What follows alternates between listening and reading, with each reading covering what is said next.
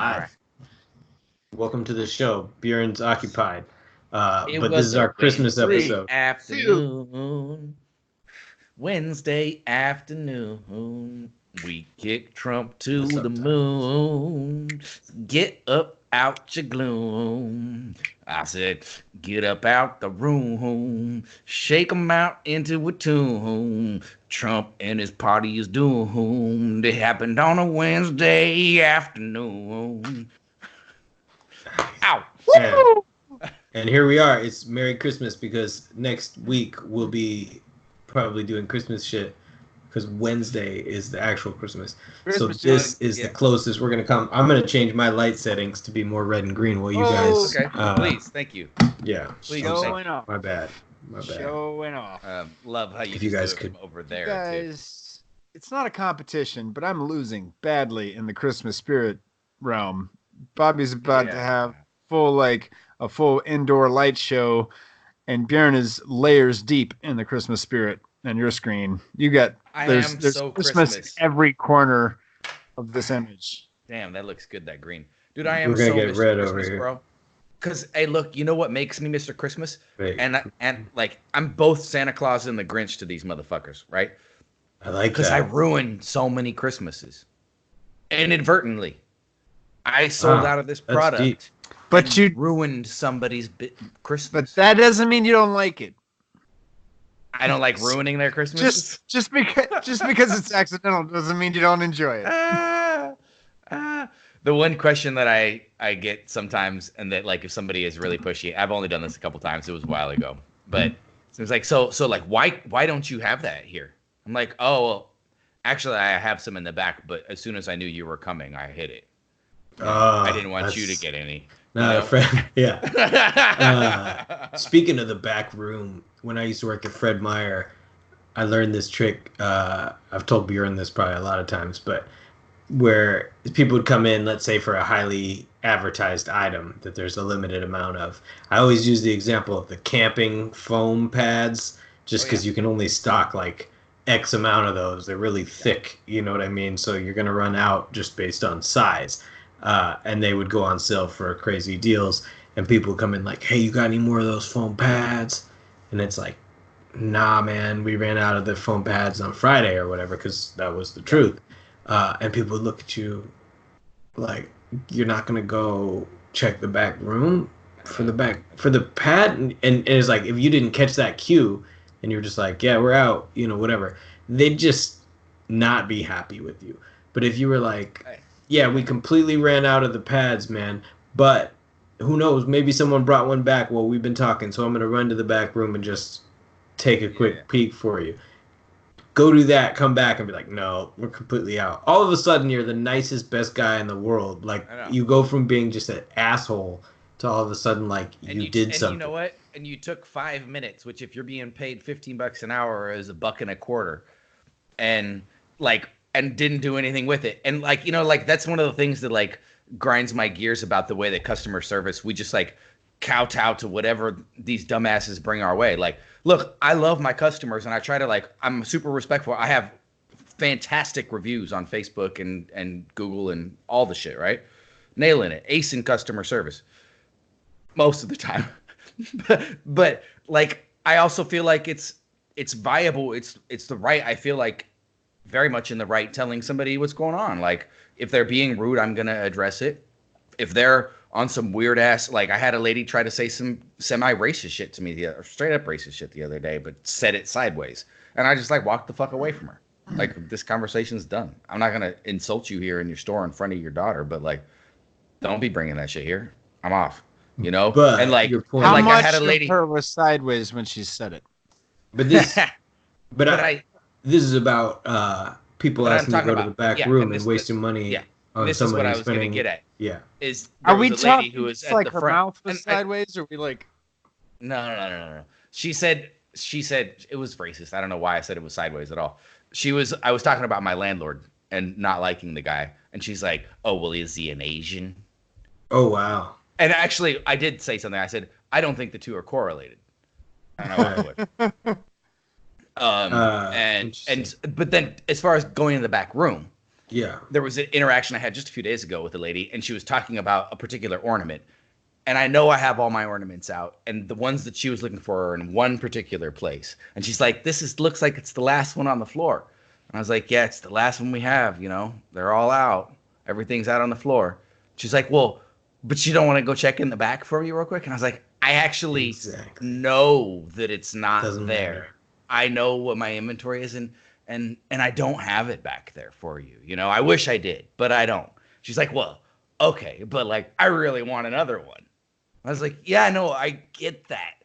And I would love to sell you another one, but I don't have one in the back, and I'm sorry about that. She's like, oh, but you're not going to go back in the back and look? So you're saying... And I was like, no, I'm not going to go back in the back and look, ma'am. Let me see if I get this straight. And not only are you not going to go because you know it, but you would rather your employees not go in a case like that either.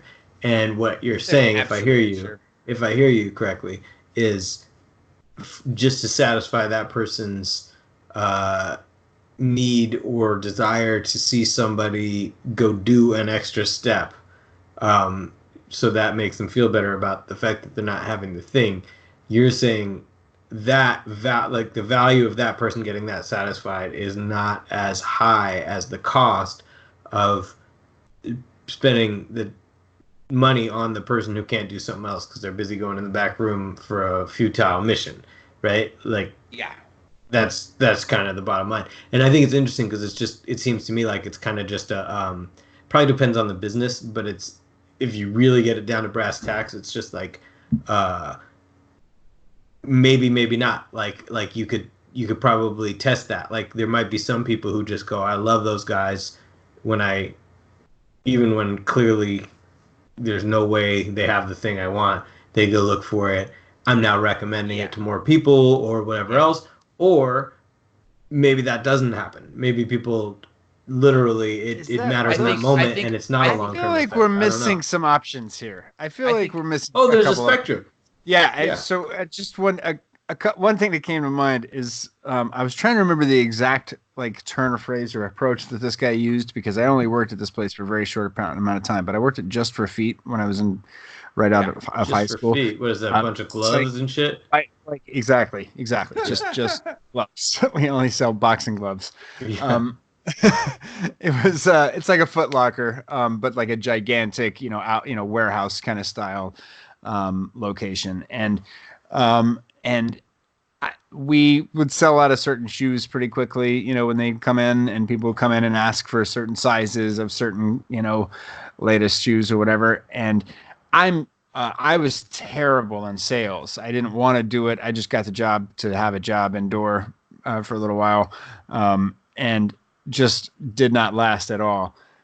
But when people would come in like that, I usually would kind of navigate between the kind of things you guys are talking about, either tolerating them or not, And I was trying to remember the exact thing that this guy said, but I just remember distinctly that this guy was so much better at this kind of interaction than me, and he was the top salesman in the store, because he would do things like, I think the way he did it was, this lady came in and she asked about a shoe that was like, not in stock or something, or maybe we didn't even carry the brand.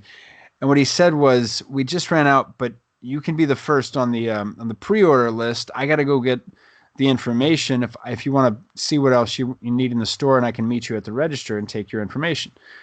And it was this like kind of exchange that felt like a blow off, because he just kind of left her standing there, and I knew that there was no sign up. He was just making that up. And when he walked away, he was like, kind of hinted it to me, like, she's going to go and buy a bunch of shit now. She's going to go and like shop now and expect me to, and she's going to look for me to meet up with her now to like consult again.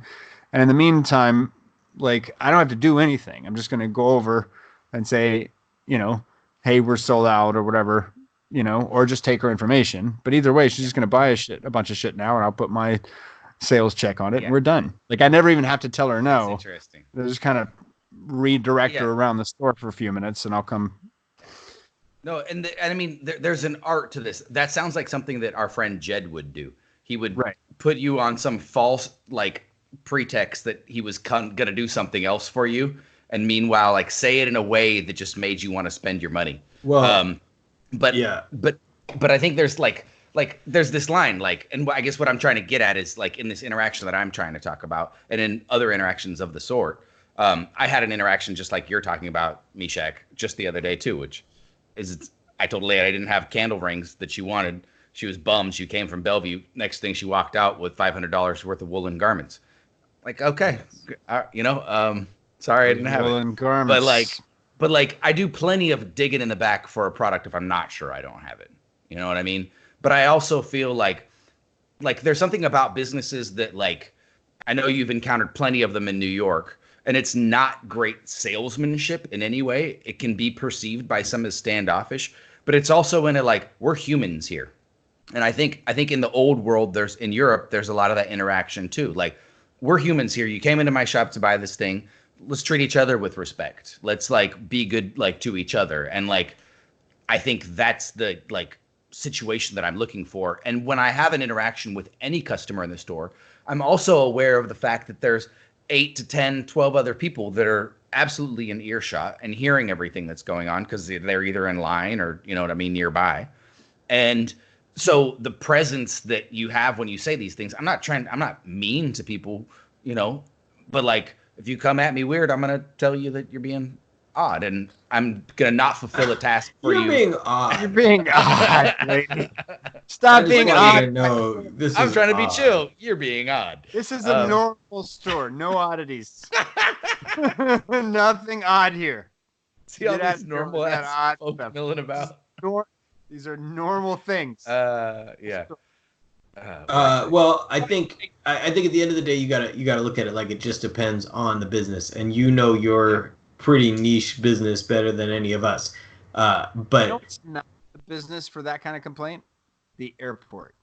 Okay, but well, here's so, but like working in let's say you're selling, as I once did, or doing customer service maintenance on like really expensive vacations. You know, so expensive that in the grand scheme of things, certain whims of people may not be worth, let's say, charging them for. So they're spending, for example, $80,000 on this trip per person, and it's 3 weeks long. And they're saying, hey, you know, we really... That's roughly what we spend, I think. Yeah, I think that's our Flawedcast average. Probably. But they might say, like, you know, I can only eat Fiber One cereal, and I have to eat it 6 times every day. This is like real shit. This is happening. Mm-hmm. Yeah, no, I believe. And so it's like, now you've got to then, because we did these on the airplanes, figure out how to get Fiber One onto the airplane and then off in every destination for this person for a couple of days of really enjoying their cereal. And so it's like, all right, you kind of do the math and you realize it's going to probably take you like 12 to 20 boxes of this cereal, you know, which is maybe $4 or $5 a box. And if you ask the customer to pay for it, you'll be saying, you know, send us $300 or something on an $80,000 bill. Mm-hmm. Probably less than that, right? Mm-hmm. The impact of just saying, we'll take care of it for you, versus charging them, which they probably would be fine with paying. You know, they wouldn't necessarily assume your they're food not. costs will be lower for other Right. People, like for that. Yeah, person. and you take that into consideration. But at the end of the day, you might do something that's more or less just chasing your tail in that context, you know, of customer service that you wouldn't do in a retail. You know what I mean? Then again, on a high-end retail, like selling fucking jewelry, it might be a whole nother story. You know what I mean? Like, at the end of the day, though, I like the show on all this. I have to say, like, it's fucking kind of manipulative. But I used to like, people would be like, hey, you know, is there any chance I can do this or that? Let's say some little small favor. And I know, yeah, you can do it. But it's like, it's valid that I should have to check, you know, enough. Like, it's a big enough ask that it's like, you know, it's technically not allowed. I think I can make it happen for you, but can you hang on for me for just a minute while I go check into that? And then literally like just put them on hold and like read my emails or something like that, and then come back and be like, all right, great news. I was able to convince them, we're gonna waive that little fee or do whatever. And that too can get you like making up out of thin air. Mm-hmm. Like you didn't even go to the back room. You made up a back room that doesn't even exist, and you pretended like you went there, and in fact you took a cigarette. You know what I mean? But yet you got the same credit you would have if you went to the back room for that one person. Now I want you to be every TSA agent in America all at once, because what I was going to say is the opposite. Like just having flown from from New York to San Francisco in holiday traffic from JFK yesterday. The observation that I made was that entitled customers complaining to the staff of an establishment that they're not getting their way and expecting the establishment to say, "Oh, sorry, let me fix that for you." That arrangement makes sense in almost every capacity except an airport. Yeah. I saw where not only is everybody equal, but almost nobody that you talk to is going to have enough authority to do anything about the thing that you're complaining about. Right. I love that. And get paid enough to airport. Right. The people who work just in they work for JetBlue at the ticket counter. They don't control any of the regulations around security of what goes in your bag, how much it can weigh, what they can do with it, all kinds of stuff. There might be fees and stuff they control, but they don't control the law around it at all. And they certainly don't control the line of hundreds of people waiting in line to go through security to accommodate the fact that you didn't plan to get to the airport early enough to not be running late when you get there. And you combine that with hundreds of people at once with different cultures, and then they're all piling in from different airlines, all going to different gates, all going through the same security channel, dealing with the same team of TSA agents who equally give zero fucks about any of your plans. I know the collective fucks given is absolutely null. And none of us can do anything about this. And so you complaining to us about your individual situation matters not at all. Absolutely. No, I get that. No. And it's a numbers game. And that's they have to do it that way. Right. It's not that maybe there aren't good people there that want to be kind to others, but they have to have flow to make the airport work. The airline is like one step above that, perhaps, but similar, because please don't complain. We got 4 ways to shut down a complaint before we're gonna even consider taking something seriously here. Like you better have a medical condition type shit. You know what I mean? And so otherwise just sit down, sit in your seat, and we're gonna be there in a few hours. That's how UPS works like that too. If you've got a complaint, good fucking luck. It's down at the building. You can go pick it up. You know what I mean? It missed the truck today. Sorry. Yeah. Too bad. So that's like this numbers game. There's that isn't there like a Philly cheese steak shop in Philly? Oh yeah. If you don't order in the right verbiage when you come up to the front, maybe it's not Philly. I know what you're talking about. I've seen that shit. It's like a type of hot dog. They cuss every customer out, basically. Yeah, but they'll freak out on you. They've got all these signs hella explicitly describing how you need to make your order. And if you come up and hit them with can I get this without? And they're like, nope. Back of the line, mother. You gotta know the lingo and all that shit. Yeah, and then that's that soup Nazi shit too, right? Yeah. But there you go. You're in new Scandinavian specialties rules. And you come up with the wrong. Yeah. Come correct when you order here, man. Come correct. Study your menus, guys. You got serious customers in line. Well, hey, man, I have to say, I'm not that busy most days. But in December, when I am busy, I need to turn through my customers really rapidly. Last year, I did 600 and something customers, transactions, in a 660-hour business day on my busiest day of the year. What is this? And Satan? That means about 1 a minute on 2 registers. Because 660 minutes is 11 hours. It's also very satanic.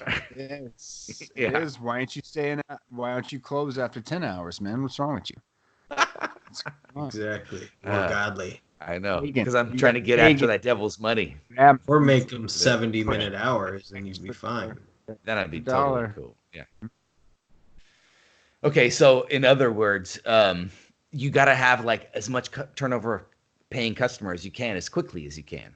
Like this person who's giving you $20 in that minute that they have at your register, and they just need to get out of your way quickly so that you can take the next $20 or $50 for the next person. And like, you want to treat them kindly and be good to them, but the function of your system depends on them completing their transaction and leaving your terminal so that you can have the next person there within a matter of minutes. Mm-hmm. And otherwise, you can't process that many. You're not going to make that money in that day. And so it's like, it's a simple fucking... I feel like there's a threshold. Like, have you ever been grocery shopping at Trader Joe's in Union Square in rush hour? Like in New York? That kind of experience? Or like in the Whole Foods in Union Square? I've been to the Whole Foods. Yeah. I've never... So you know what I'm talking about, where like nuts. you walk into the store and they give you a number for the line and you're standing in line to get a basket.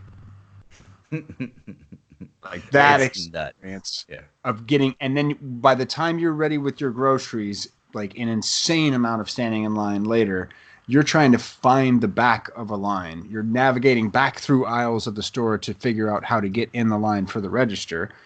And then they tell you which line you're in by which number. And then you get close enough to the number of registers, and there's a gatekeeper at the fork in the aisles where you're like inching your way up and you can't see which registers are available. So they have to tell you, oh, the light's off. You're register 27. It's the third aisle past the left. And like, then you get up there and there's like 5 people ready to bag your shit, lock it up, go. That sounds like the worst thing in the world. Insane. It's insane. And that, like, there's a period, especially like right now, this time period, during the holidays, that Whole Foods, that Trader Joe's, when it's open, it is running that way all the time. And if that's where you live, that's your local, like, grocery store, good luck. Well, I think that can go to hell. And I think it's bullshit that they haven't figured out a better Well, they have. way. That's why Freshly and Fresh Direct and all the food, the Blue Apron and like all the subscription, we're going to deliver shit to your door. Yeah. You'll rest at your local deli. Ignore the other stuff. Like, yeah, but there should be some separation in a place like that. They should almost have a floor for checking out. Like, as soon as you've gotten all your groceries, you take an escalator up or down, and then Whole Foods now does, yeah. Okay, because it's just like that kind of chaos. That's not comfortable for anyone. Like, it's not made to be comfortable, but to the other side, there aren't customers complaining to people in those stores. Right? The staff there has zero time for your shit. If you don't like this, please leave. We don't have, like, there's plenty of business. Like, I don't know if you noticed. You don't want to be here. Like, but we can't even. None of us want to be here. We had to beat a few customers away just because we were so crowded. Yeah, so we're not going to help you right now. Sorry. Yeah. If you want to buy that, it's over there. Yeah, that's wild shit, man. That's Union Square Whole Foods. It's just a numbers game. Like, when there is not a rush to turn customers like that, you can be all sorts of nice and do all sorts of favors, and have all sorts of great conversations. But when you need to turn that many people over in a day to have your shit work out, you have to play it like that. But if you're selling yachts, it's probably different. Yeah. Yeah. Because you probably don't have as many people coming in. So it's like, you have to probably take some risks and be like, oh, this guy's fucking is saying he doesn't like Perrier. We got to go out and get him some fucking San Pellegrino before we can even talk yachts, and he might not even be buying one, this asshole. You know what I mean? But at the same time, if he does buy one, like, my commission is $10,000 or whatever, like, I think we might have talked about this on a previous episode. A guy I know. Oh, you know a yachtman? No, well, sort of. He does custom jets. He does customized, like, private jet design. I'd like for, like, giant, like, huge jets, right? So he showed me some photos of one that, like, the master bedroom had a bathroom adjoining it where the walls were peacock feather and the floor was sharkskin, and the sharkskin floor was made because it handles heat and cool better. And when the plane is hitting turbulence, you won't slip when the floor is wet. He had It's a super practical Sharkskin, dude. right. He had he had one of those planes in the making. The peacock feathers also are really fucking practical. It's just too. so like Cools it's the walls down when you're going at jet speed, and it's like a $60 million plane, right? Or like a $50 or $60 million plane for one person. And so one of those planes, and he's a pilot as well, obviously, and does a lot of stuff directly with the plane. But he has, at any given time, he might have 3 or 4 projects going, right? There are hangars and stuff all over the world working on various parts of planes and et cetera. But those projects could last years. And he told me about one where he flew to his client was in Russia. He flew to North Carolina or something to pick up the plane in the hangar and do his final personal inspection.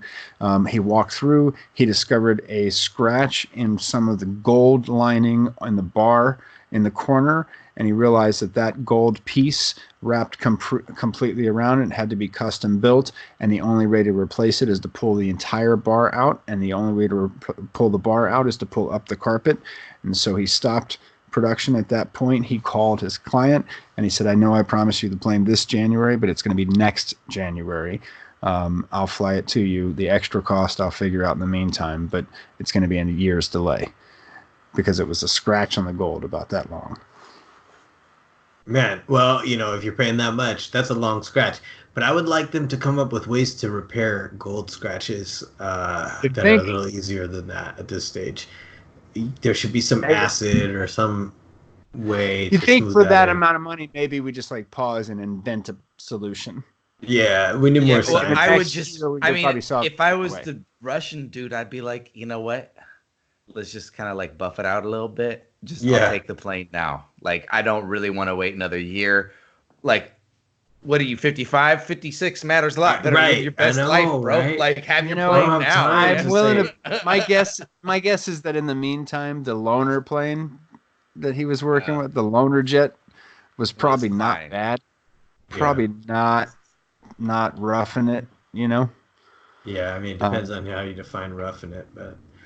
Is that how you come in when you be buying planes custom? You just are here's $65 million for my new plane. By the way, I'll fly this one. Yeah, I'm not gonna not have a jet in the meantime.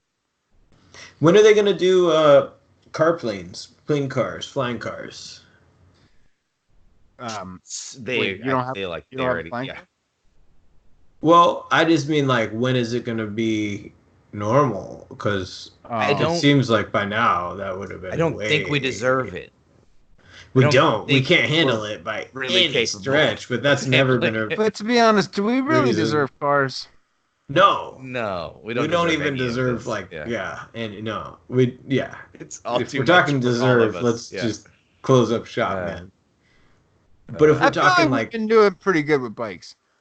I feel like humans have held their own with bicycles. I don't Steampunk know. Was the peak of what I might be able to let us get away with. I think we should be still back on the big wheel, probably. Yeah, but I feel like that suits us, and we've been good stewards of that technology. We haven't not a lot of people have died of mass bicycle deaths.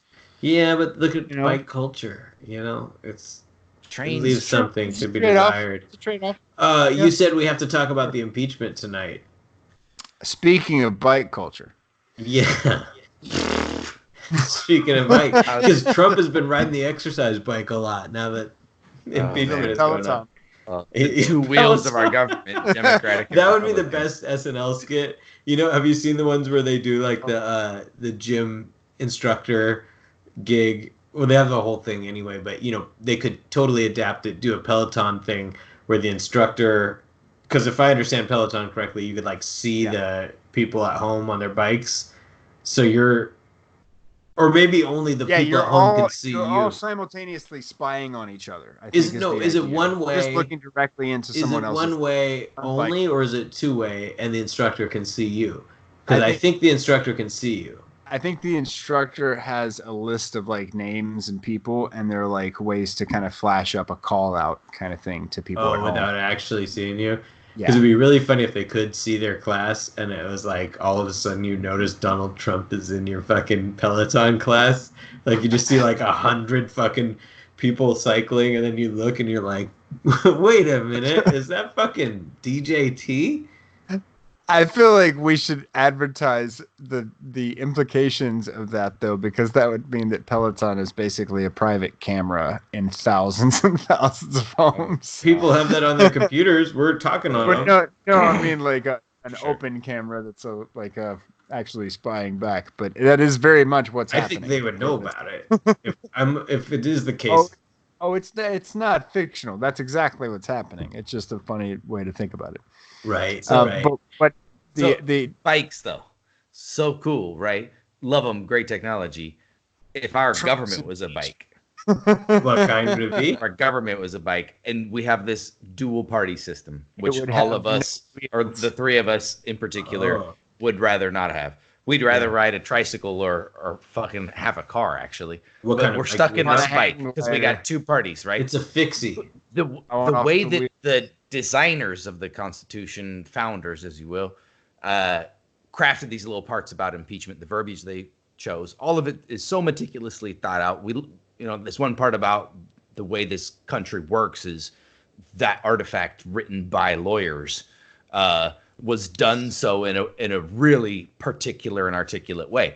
But I don't think the founders would have seen the duality of parties work in the way that they have come to work now, and how divided the country is with that partisan politics, right?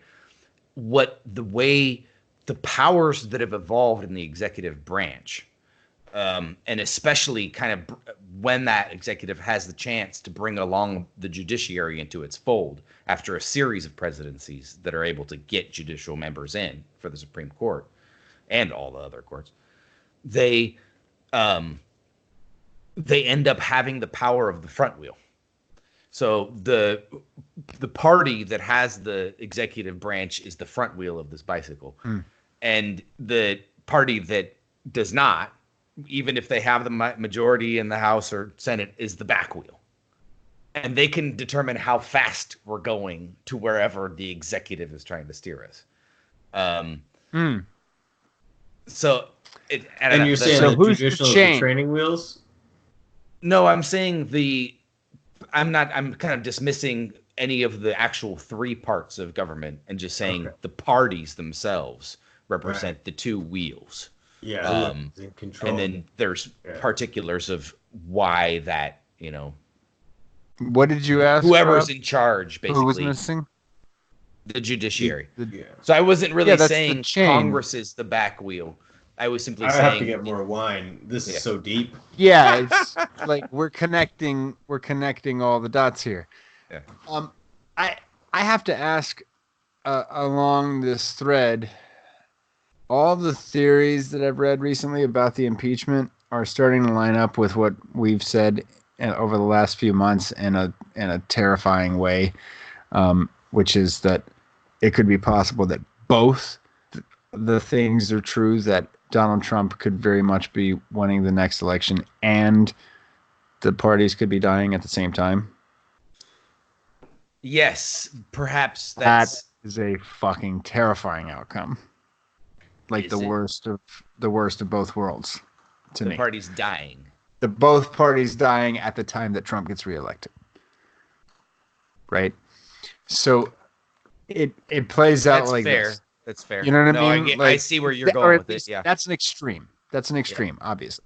Yeah. But where it's kind of playing out is it very much seems like he's going to get impeached and this whole thing will play out and it'll be bad for him, et cetera, et cetera. And it seems like it's playing out that he's still very strong in electoral college states that are going to matter, and that he could very well lose the popular vote, win the electoral college, win re-election, get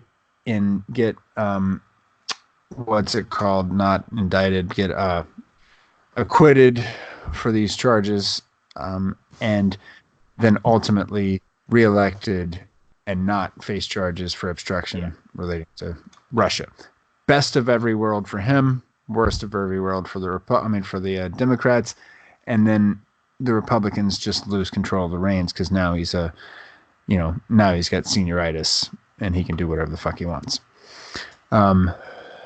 That is pessimistic in every possible way, except that the way that even some of the liberal media is reviewing the impeachment process, including even some friends of mine who are left-leaning and kind of analyzing this, are kind of seeing the same thing, that the Democrats seem to be playing their cards that they will be able to get the best of everything, which is that Trump gets impeached on the Ukraine issue, that there is a sort of political backlash against the Republican Party because of that. There's a power shift in the next election. After Trump's out of office, he also still has to face legal consequences for his taxes, corruption, and obstruction of justice related to Russia problems, because none of that stuff was tied into the impeachment thing. And that all ties to a total kind of power shift for the Democrats in the next election. That seems to be the play that they're making. Yeah. But it seems to be also setting themselves up to lose all of those at once. Absolutely. I don't disagree. I see that coming real easy. I feel like that's the clearest forecast is no impeachment. The Senate's not going to impeach him.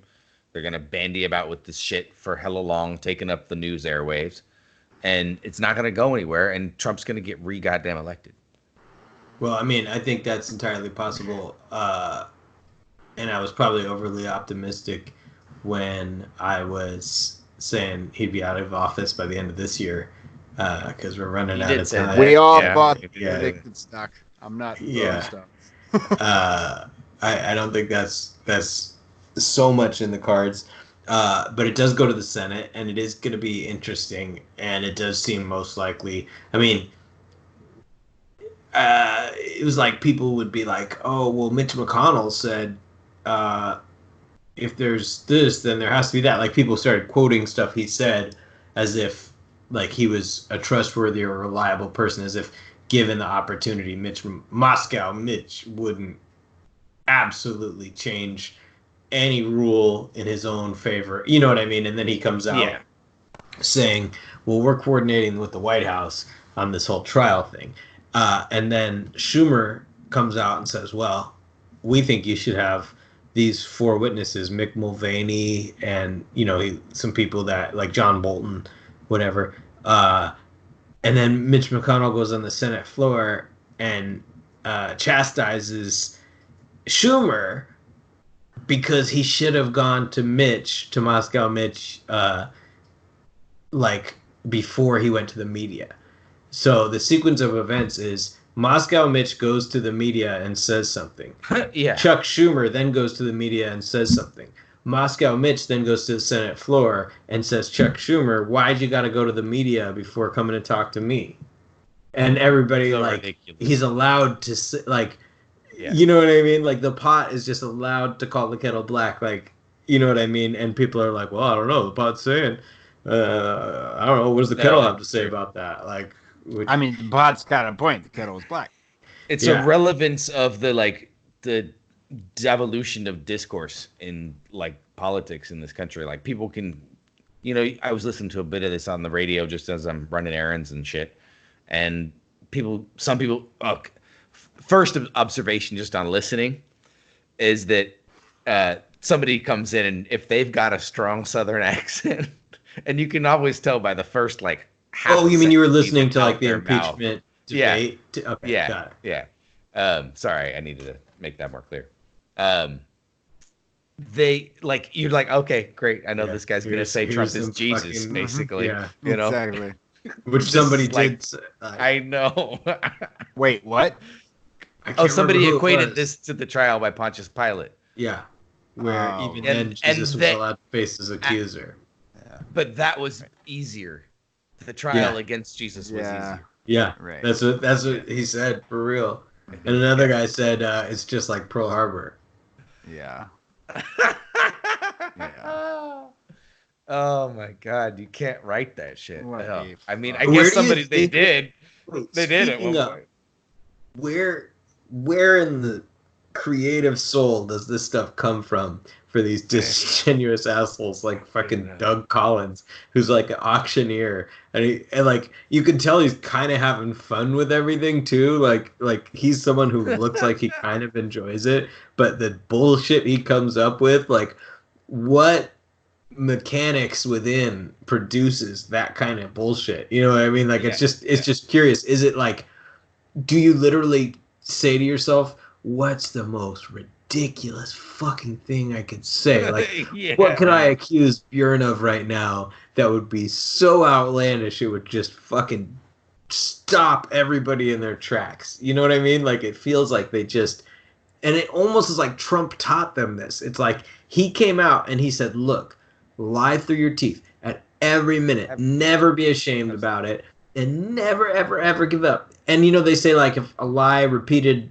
X amount of times becomes true, I think a lie repeated by X amount of people also kind of becomes true. Like if just like 3,000 people. Shit. How you think we believe the earth is round, dog? Oh shit. This is what happened, man. Okay, I'm ready. Somebody came at the Republican Party in the late 90s and said, look, you guys aren't the George Bush, Reagan, historic Republicans like what only are getting these wealthy votes, and there's not enough wealthy people to get you in here. You can't speak to that type of conservatism anymore. You have to speak to poor, white, disenfranchised America hard as well. You need to pick up from some of those poor labor unions when those people get laid off. You need to get and infiltrate those historically more democratic votes, take people and make those red states, because not just red states, but make them vote for you in federal elections en masse, because you're speaking to them. And they did it by dumbing shit down. They decided we don't need to have any type of actual I think it's around the Clinton impeachment they really nailed this shit. It was like, what are you talking about, a crime? Like, they still talk about crimes. Like, I mean, that's a personal issue. Like, how about let them deal with that shit? Like, what the fuck are we talking about here? This isn't soliciting campaign finances. That was such a different, like, course. You mean right? The crime. You mean the crime associated with Clinton? Yeah. The crime that they're calling out is perjury. Yeah, but this, I mean, or they're claiming, right, is perjury. It's not right. Yeah. Well, I mean, maybe I would say though, if I'm not mistaken, he did lie under oath. It was about some shit that's shady to try to catch someone up in. It had nothing to do with the thing they're investigating. It's a technical definition of perjury, but yeah. You're right. But I kind of feel like, okay, like honestly, I don't know, but I almost feel like if I were a member of the House, I would be like, all right, this is bullshit, but yeah, like I have to vote for this. Like depending on what the article was, but like if it's like accusing this guy of something he actually did, even if it's not fair, but technically, like that would be a challenge for me. But at the same time, I see the broader point of like, okay, at the end of the day, they're impeaching a president, or they were, for a peripheral, tangential technicality. You know what I mean? And they're just saying, like if they talk about perjury traps. Yeah. But, you know, they now talk about, well, why would we let our guys go in there and fall into that perjury trap? I mean, that's what they got Clinton with, a perjury trap. But they still got him, in my opinion. You know what I mean? So it's like, I heard this. Hey, that's what happens, man. And you didn't have to be fucking around, and you didn't have to lie about it under oath. And it's bullshit that they were able to prove you were lying, but like they did, and there's not really two ways about it. But this whole thing, this is saying, for fuck's sake, I mean, this is saying, hey, I'm literally going to just not do what I am obligated to do in my job unless you do something for me. Like, like it's the shadiest type of dealing ever. Like it's way beyond a technicality. It's way beyond, well, you got him. I mean, so in terms of severity of those crimes, to me, this is like way, way, way bigger. You know what I mean? But at the same time, I feel like if they accused Bill Clinton of cheating and they said that was illegal, be like, hold on, you're legally allowed to cheat on your wife. They're like, it's an abuse of his power as a president because he was sleeping with an intern. Yeah, and I don't know. That might even too be hard to argue against in a way, like especially these days. But I still take the point that it's nothing in comparison to. But yeah, I mean, like, so Cuomo on Cuomo's show on CNN, which I got to see 3 times in my periphery on the plane last night because it was playing on JetBlue. He reviews the 6-page letter from Trump to Pelosi, and he talks a little bit about the parallels and the non-parallels between the Clinton impeachment and this one.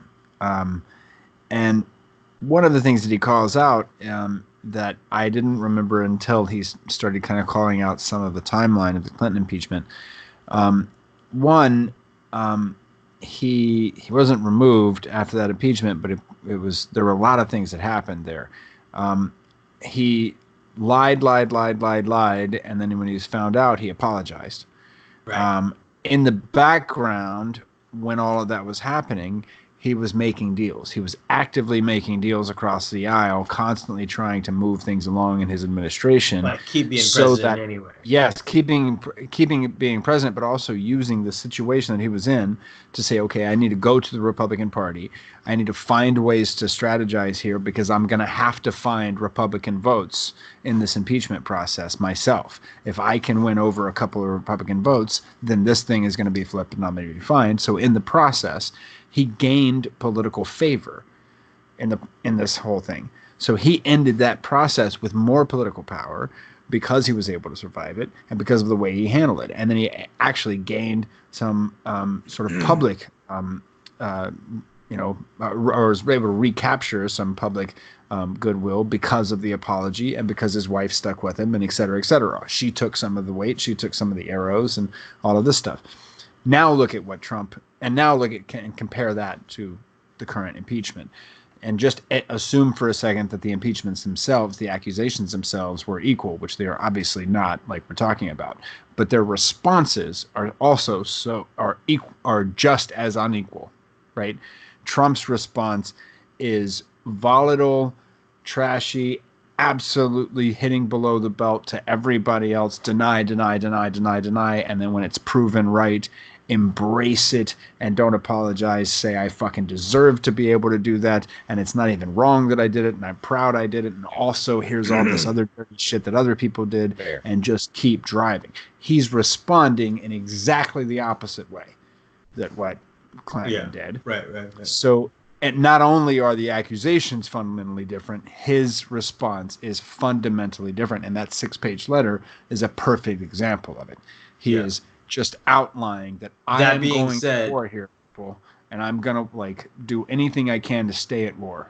Well, and there may be other factors, one of which is probably irrelevant, but just kind of a funny thing to think about is during the Clinton situation, you can't help but wonder, what Republican senators and shit did he know were cheating on their wives? Sure.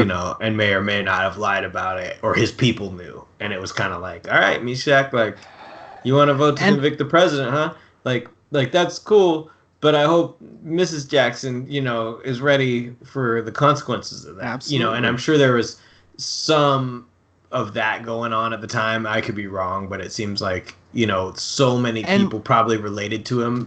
They were like, fuck, man, I'm cheating. I'm a politician cheating. But not many people, I think, are doing what Trump did. But what's weird is if you look at their ways of dealing with it, like Trump, you're saying gains political favor and basically ingratiates himself in some way more than before to Republicans and the rest of the country, and Trump does the opposite. Yet Trump, it's crazy because the Republicans follow him so closely that they're all saying the same stuff. They normalize all of his statements and behavior to the point that like even the wildest stuff he's thrown out there, most of the people in Congress are saying too, or in the House. Like the House is filled with Trump echo people. Like they're just literally just relaying everything he's saying. And I think that lowering of the way that the discourse is now working, and the reason that you can hear people come up with the most ridiculous forms of bullshit in these official meetings, like an art. interviewing people who are lifelong diplomats with the most ridiculous rhetorical line of questioning in some of the shit that I was listening to the other day in the more committee oriented meetings. But so I think that evolved over a while, and I think that maybe it started in that 90s scheme and really had a lot with the Bush era. His speech style, I mean, let's not forget what an idiot sat in the White House for those 8 years. Yeah. I mean, he was constantly putting his foot in his mouth and saying some dumbass shit every time he turned around. It was Jon Stewart's defiant. Like highlight reel, you know what I mean? It's those years. Yeah. And just being himself about it, Texan man, like, I'm doing what I'm doing, right? You know, this is my executive right to go to war on these motherfuckers. Let's go. You know what I mean? Like all the things that he was about in his presidency, were just like cemented that idea of how the Republican Party now operates, which is just the lowest, like non-logical, but playing on weird emotional ideas and trying to confuse you with some other side issue. Yeah. Like that shit works on a lot of people. Yeah. Apparently. And they've been aiming at that vote. Here's an example. I was on Twitter looking on there and I saw a meme and it was a picture of Nancy Pelosi and it said like Nancy Pelosi's salary and Nancy Pelosi net worth or something sound like something that should be investigated, and it was clearly like a right-wing meme. Yeah. I don't follow any right-wing stuff, so I was like, what the fuck? And I realized I had accidentally like gotten following some fucking MAGA person. But the point is, so okay, there's not even an accusation there. There's just random data and a suggestion. You know what I'm saying? They're just saying this woman who's in her fucking like 70s, right? You know, who's been at the highest levels of government for 30 or 40 years, so happens to make a good amount of money and have a lot of money. Therefore, something's up. Now, maybe that's true, but I don't hear a single accusation, and I would assume that most people parallel to her in the House, you know, like Kevin McCarthy, who's younger, but the Republican majority leader, you know, like these people are also probably on paper making lots of money and could be worthy of investigation. And that's fine, but I guess I'm just saying to the point of like, look over here at something, like the way they capture that mind is with like such arbitrary distractions. You know what I mean? I don't even want artificial intelligence. I want augmented intelligence for myself. I want augmented ears that will hear little phrases like that and then will supplement the phrase with all of the rhetorical, like logical structure that I need to remember when I hear a bullshit rhetorical argument to go, oh, that's a red herring. Phrase does this and this kind of structure that assumes this, but you should remember that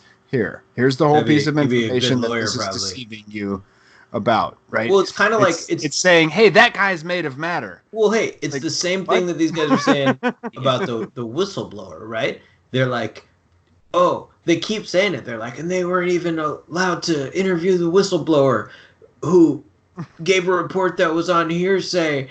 And blah, blah, blah, blah, blah. Whistleblowers are, right? Yeah.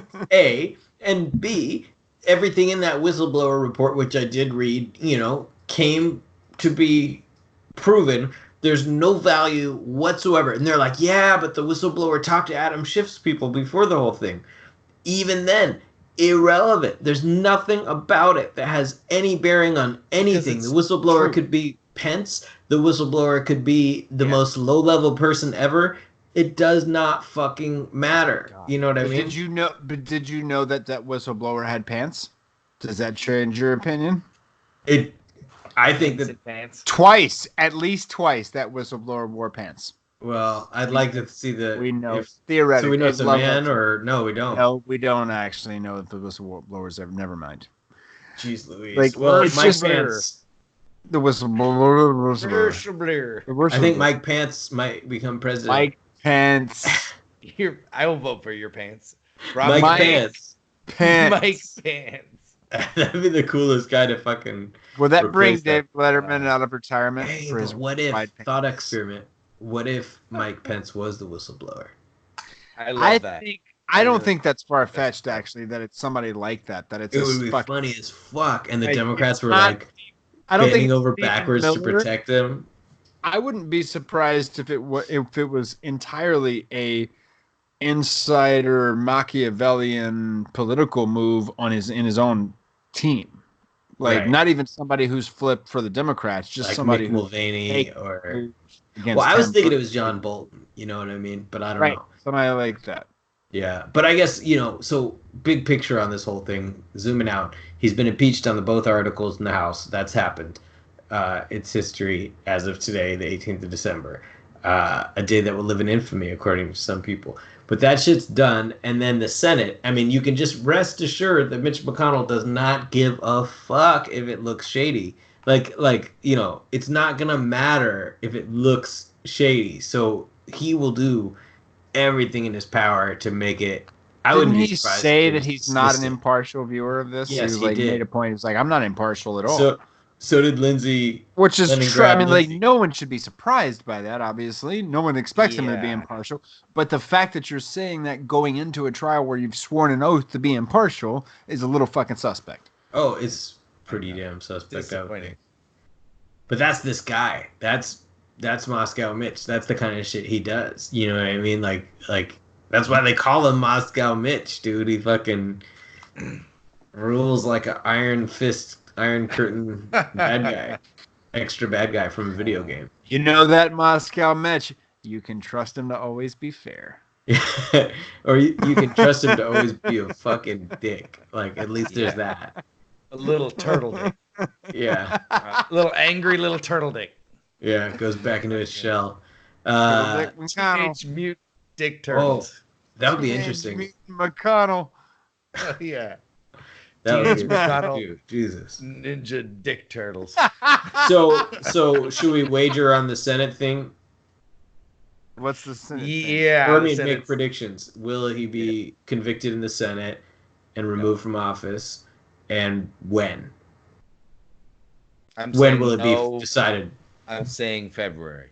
Okay, no February. I think I'm with you on that, actually, at this point. And okay, hold on. Let me just take you on a little journey, just for the sake of it. And I heard this on a podcast or something. This dude was saying, fast forward you don't know how far in the future, but you just know that there's a point in the future where the Trump presidency ends, right? Like, you don't know how or when. I hope so. Well, I mean, he dies. I mean, cryogenics, man. Yeah, unless he becomes Trump Jr. and a bunch of shit goes on. up. Dynasty. Yeah. Okay, it is not beyond comprehension that could happen, but barring some pretty extraordinary things, his reign will end, and most likely, his reign will end, like on some level. It may take even an extra term or something. I don't know, but. This dude was saying, now think about the way the election happens in November, inauguration is in January.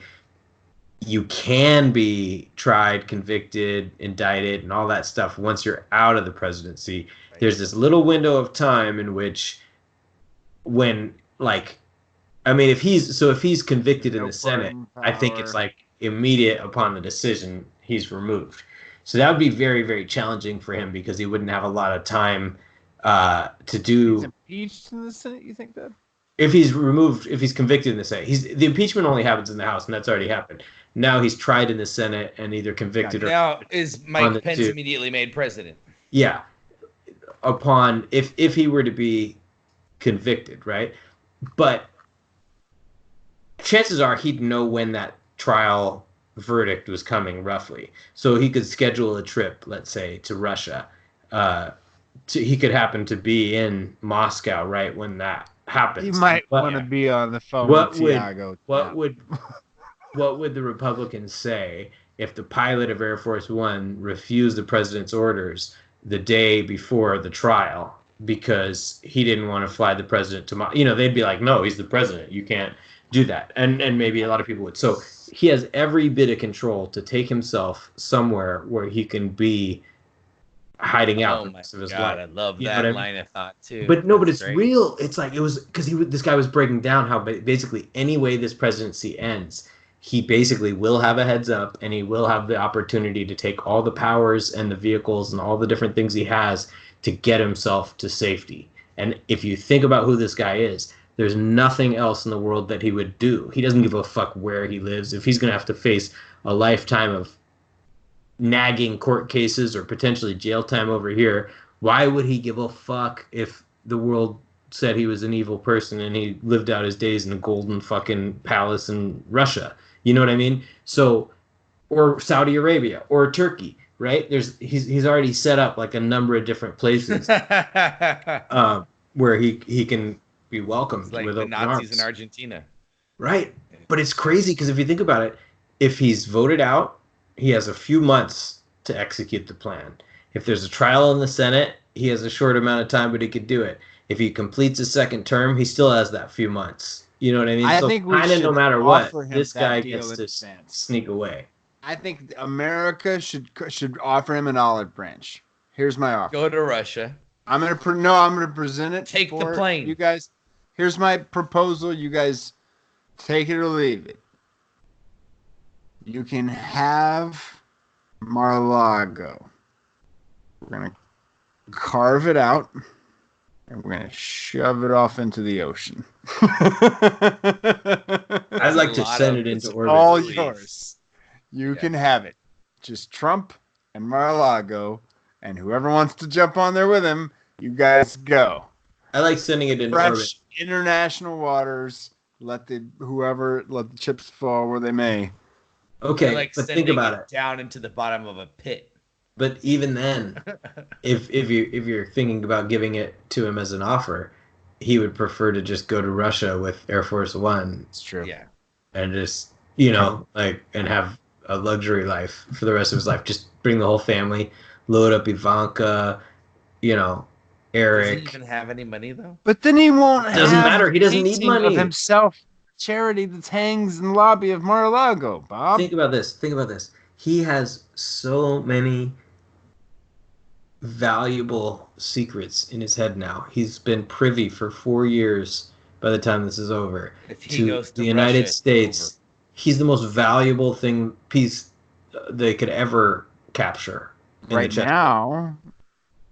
Yeah, well, no, you're right I mean, conceivably, he's a king. Like, no, he can't remember it all. Like, you think he can regurgitate right now? It doesn't matter. He's valuable enough to them. He is no longer president. He is not valuable to Russia at all. Oh, that's not true at all. He is. I don't believe that. For so many reasons, psychologically, no. Heavily to them. Oh, get out of town. Heavily to them. And if he's impeached and then removed, and he's on the run to Russia, what value does he have in Russia? He still knows all the secrets. He knows all the things about the football and how they do. At minimum, he knows just mechanical, nonsensical things that would be worth something. In terms of the value of Russia being able to say, yeah, we got your fucking president and go fuck yourselves. We're not giving him to you. He prefers it here. Yeah. Just being able to hold him over us and be like, what are you going to do? Come get him? You know what I mean? Go to war. I think at that point we'd send Edward Snowden to get him. Well, we might. Sure. Right. That's why he's there. He was planted by the Clinton campaign in advance for this. Exactly. Yep. That's the solution. Shit. Deepest. We send Eddie Snow on the Trump trip. But hey, man, you gotta give it to me, even though it's not my idea. It's something I heard. I'm giving it to you. If you think about it to you, straight to you. If you think about this, it's hard to imagine an outcome other than Trump escaping to Russia, Turkey, or Saudi Arabia or China. On some level, that's how it all ends. He might just die, though. He might just die. It could happen, and that would be just fine. It's one of the options. But if that happens, it would be because he didn't have a plan. You know what I mean? Yeah, to do one of those things. And Cuba is definitely not. Okay, here's the alternative, Mishak. He goes to Florida. He goes to Mar-a-Lago. and then he commences fighting all these legal battles he's been fighting that have compiled and aggregated without any of the privilege, without any of the stuff. Maybe a little bit here and there that he could argue retroactively, but he will have a shit existence when this is over, no matter what, because he's going to jail. Have we ruled out NoCo? He could just move to NoCo. What's that? He's got homies in North Carolina. Yeah, North Korea. Oh, NoCo. Yeah, he's got homies in NoCo. He might, but I'm just saying, if you put yourself in those shoes, he's probably got oceanfront in NoCo. Here are my options. Just balls out. I bet he's got hella sand and palm trees in NoCo somewhere. All right. He's got imported sand. Okay. I'm just saying. This is what. Yeah. No, I like the escape. I like the escape of Trump. I mean, I don't like the escape of Trump. I'd like for him to do some sort of community service, which I think, like something like Rob suggested. Getting punched in the tummy, just punch to the gut. Every American gets punched in the tummy once. Yeah. Oh, that was a great idea. Or I think I'd suggested having to eat dinner at each home in America until he died. Yeah. And eat the home cooking, with the germs and everything. Yeah. Made from their kitchen, And if they chose to poison him, so be it. You know what I mean? That was his last final supper. He would have 2 suppers and it's over. 2 suppers. Yeah, exactly. 2 suppers a day until you die, man. We got to get this. Oh no! I was thinking. Actually, I think suggested it be with the people that actually voted for him. Right. Yeah. He's got to sit down and have dinner with them 4 years later. Yeah. Well, but they all would be like, "Oh my God, Mr. President, I can't believe you graced this with your presidents." This is my grandma's recipe for squirrel lasagna. Yeah. Squirrel lasagna. Dude, I want to have some of that. Secrets of the Can I get me squirrel lasagna? Yeah. I just want to know lasagna. That 1 L or 2s. Squirrel lasagna. I don't know who to say. Just 1 L. It's squirrel lasagna. Oh my God! Look that recipe up. It sounds like a country. It sounds like a tropical destination. Yeah. Well, it might be someday. I want to squirrel lasagna when I die. I was just this is a little bit of a tangent, but I was wondering if this is something anyone could relate to, because earlier we were talking about the movie Flight of the Navigator, and it reminded me of this movie called Inner Space, where I think they shrunk people down and went inside of a body or something. Dennis Quaid went inside the body of Martin Short. Yes, in a tiny spaceship in his bloodstream. And Martin Short was at the shopping mall when he was. I don't remember all the details. Yeah. Oh, yeah. That sounds right. Yeah. I went to Inner Space many times. Yeah. Well, it reminded me that somebody, when I was like a 4th grader, one of my friends for my birthday at my birthday party gave me the VHS tape of Inner Space, and it reminded me of that feeling when you were young, when you came into ownership of something like that. Okay, I didn't really ask for this Inner Space movie, but now I own it. And back then when you couldn't look everything up, and you couldn't, you know what I mean? You couldn't just on demand. I love that that's the analogy you're going for. I thought you meant the metaphor. You were referencing the metaphor of the pathway of shrinking and being inside a body. No, I love you just talking about Inner Space the shitty movie. To get, I'm just saying. No, it's more just the way, if somebody gifted you something like that, how you kind of had to become an inner space person. What are you supposed to do? But watch it hella times. You don't have that many options when you're, back then you couldn't just on demand. You couldn't go to Netflix. You had to rent VHS tapes. Inner space guy now. Well, you had to be, because you have probably especially in 4th grade, 1 or 2 VHS tapes, maybe some other dubbed ones that you were making. So, just saying. Because someone gifted you Inner Space, this is just now one of your top 10 favorite movies of all time. It has to be. Your lifetime. Yeah, totally. It's your formative film of your childhood. Yeah, you don't get a choice on that. Yeah, because I only have 2 of them. What am I going to do? Get more? I mean, When you're a kid, man, options can be I mean, limited. that's probably exactly why I know Inner Space so well, because that's probably just practically speaking exactly what happened to me. Some kid was at Fred Meyer, VHS. Kroger, or whatever, with their parents. They're about to go to Meshach's birthday party, so we got to get him a gift. And then there was like, oh, on sale right there, like VHS tape for Inner Space. Let's just wrap that bitch up, give it to Meshach, call it good. The irony is, it's probably not the best films that get watched the most times because of just practical reasons of the technology. Like it's VHS, the best film probably got passed around or lost or given if it's a gift or whatever. And the one that's left over and just lasted was like Home Alone, and it turns out to be like the highest. Have you guys seen the Labyrinth, David Bowie's Labyrinth recently? Yeah. Not recently, no, but watch what you say about Home Alone. I mean, not like today or anything. I saw it like a few months ago, and it's quite a weird piece, man. I remember seeing that and being freaked out as a kid. Really? From David Bowie? He was, the gremlins in there were dark. That whole movie had a darkness to it. Yeah. That a lot of the other kids' movies didn't do quite as darkly. Right. Darkly. Yeah. Mm-hmm. Tweren't as dark.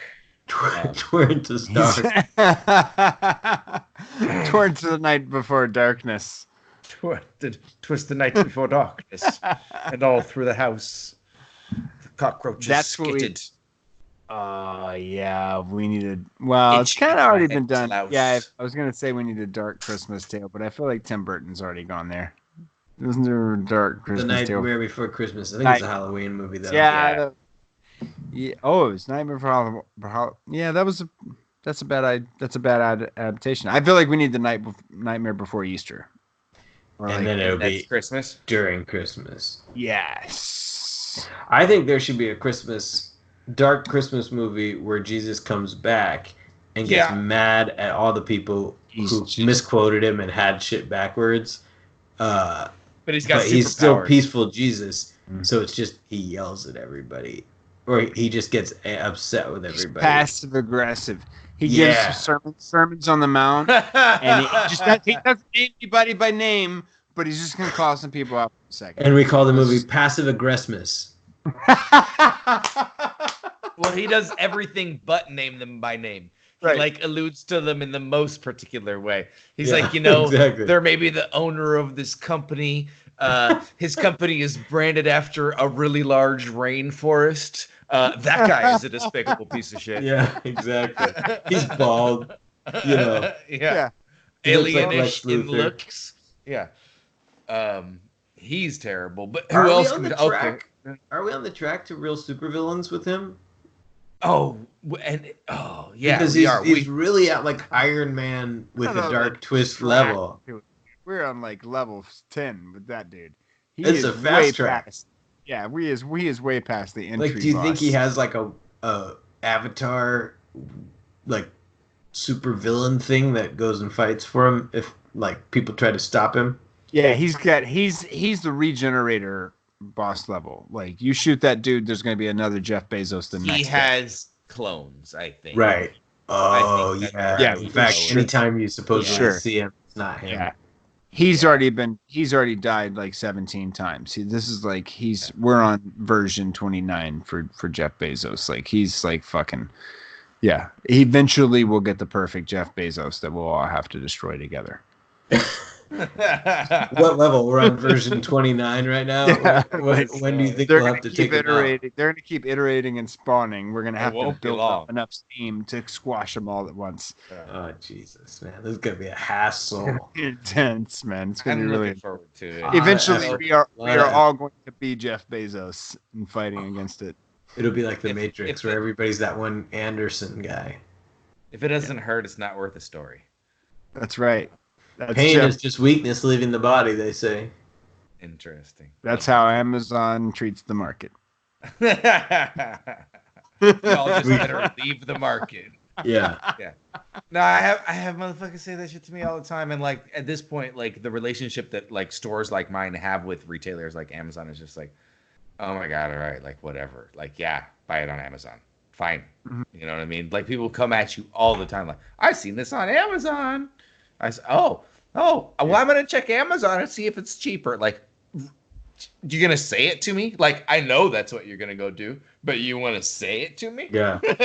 Like, I get it. Just It'd be funny if you were like, okay, cool, but just use this promo code so I can get like the little what's that called? Where you're like, God, there's a word for it, like that kind of marketing where affiliate marketing, and you just get that affiliate like. You're like, you type in scan select at the checkout, and then you guys will still get. I need to get in the cahoots with fools that sell my stuff on Amazon then. Well, maybe as a last resort. I'm just saying, it's just one of those possibilities. I don't know. I think I'm just gonna stick it out and be stubborn. Well, I think just send Amazon a child support invoice. Just be like, look, Doug, I'm sending you customers, and they're your kids. Hook me up, Doug. Pay my bills. It's probably the way to go. I'm basically a storefront showcase for your products, bitch. People walking, you know what I'm saying? I'm charging you. That's what they're going for, man. I got to tell you. Yeah, we've done this has been a special podcast so far. Real special. Yeah. My lighting being red and green, I feel like probably really helped out, didn't it? Over the top, I feel like. Just to make it a holiday theme, Yep. Make it feel real holiday. And you got the tree back there, Bjorn. I feel like you guys were just trying to counteract my holiday cheer. Like you were just trying to kind of balance it out so that I didn't overwhelm the audience with holiday positivity. And just getting come out in that elf outfit.